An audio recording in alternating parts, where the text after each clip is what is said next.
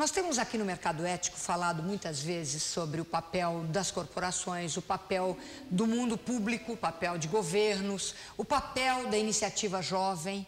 Em alguns casos, começamos a abordar o papel da mídia, o papel da comunicação. Hoje a gente tem um expert aqui conosco, Antônio Martins, editor-chefe do Le Monde Diplomatique, versão internet aqui no Brasil. Aí no site, no seu vídeo você está vendo o site para você conhecer de perto o Le Monde Diplomatique no Brasil. Antônio Martins, que alegria poder conversar com você, que é não apenas um jornalista de renome, mas também um novo cérebro, um novo olhar sobre o papel do comunicador no nosso país e no mundo, claro.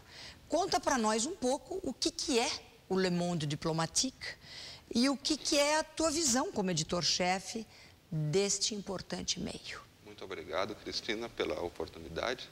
Le Monde Diplomatique é um jornal, talvez o jornal mais globalizado que nós temos hoje no mundo. É um jornal que existe em 66 edições, em 34 países, em 20 e poucos idiomas. Nossa. Mas essa expansão, ela foi alcançada basicamente nos últimos 10 anos. E por características muito ligadas à sustentabilidade e à discussão de novos modelos. O jornal surgiu, na verdade, em 1954, como um suplemento do Le Monde, na França, em Paris, voltado para o público diplomático. Aquela ideia de que Paris era o centro da diplomacia internacional.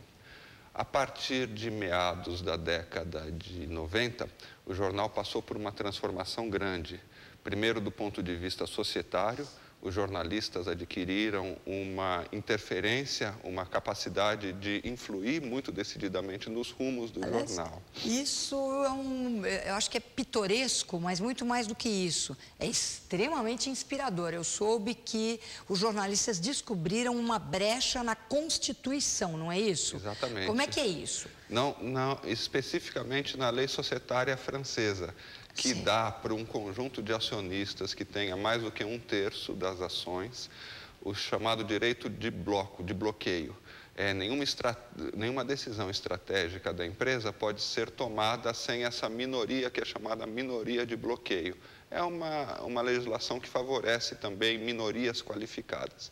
E os jornalistas fizeram uma mobilização muito interessante. Eles recorreram aos leitores que se cotizaram, formaram uma associação de amigos do Le Monde Diplomatique e recorreram também a um empresário alemão que vivia na Bolívia, um refugiado da Segunda Guerra Mundial, dos campos de extermínio, um empresário alemão judeu, que um pouquinho antes de morrer doou uma quantia generosa de alguns milhões de dólares. Com esses recursos desse empresário, mais a cotização dos leitores, os jornalistas do Le Monde Diplomatique adquiriram a chamada minoria de bloqueio. Então, tem mecanismos muito interessantes. Embora Le Monde, a empresa-mãe, seja ainda o acionista minoritário, está nos estatutos da Associação Le Monde Diplomatique, que é a redação do jornal que escolhe o diretor. Isso realmente nos remete ao verdadeiro conceito de democracia, não é, Antônio? E se tem um espaço onde a democracia precisa ser reativada, é no mundo da comunicação, não é não? Isso é muito importante que você está falando, porque a essa mudança na estrutura societária do Le Monde Diplomatique correspondeu também um novo papel relativo à democracia. Porque a partir desse mesmo período, meados dos anos 90, o jornal começou a discutir com muita profundidade alguns temas dos quais os jornais tradicionais fugiam.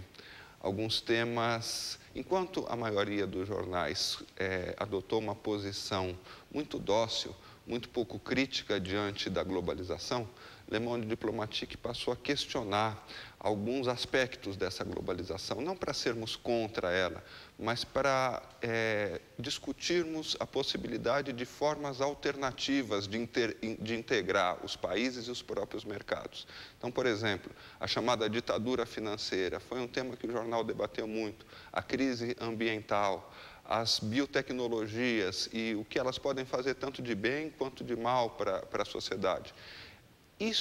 essa possibilidade de que a imprensa tivesse de novo um papel questionador, um papel de não dizer sim, senhor, de não dizer amém, de estimular a crítica, de estimular a participação dos leitores, foi que fez com que o jornal se consolidasse em primeiro lugar na França, onde ele é uma publicação de mais de 300 mil exemplares, e fosse criando edições internacionais. Hoje há, por exemplo, uma edição internacional em Esperanto, há uma edição internacional em chinês, há uma edição internacional construída agora há pouco tempo na Palestina, há diversas na América Latina, há várias edições em árabe, por exemplo.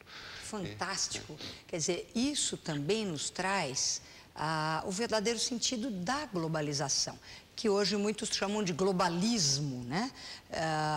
Para criar uma clara diferença da tal globalização onde ainda a chamada ditadura financeira prevalece. O que é, na tua visão, a ditadura financeira na globalização atual? Tem gente que até, Cristina, usa o termo globalitarismo, uma mistura de globalização com totalitarismo. Olha aí. A situação mudou um pouco, refrescou, arejou nos últimos anos.